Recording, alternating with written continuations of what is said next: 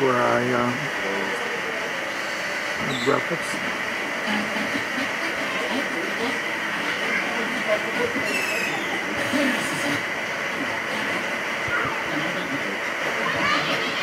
Where the monkeys were yesterday, white-faced monkeys, and there was, I guess it was a raccoon or whatever it was.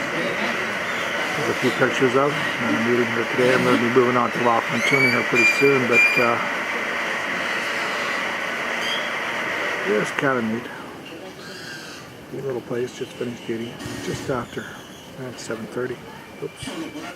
All the way, I think. Two little birds.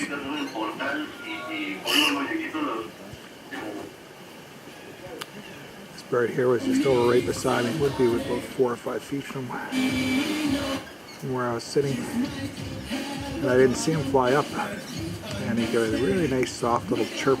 Got my attention. It was just like he was wanting to pose for the camera. And he sat there and put on a little show for me. And now he's moved back a little bit.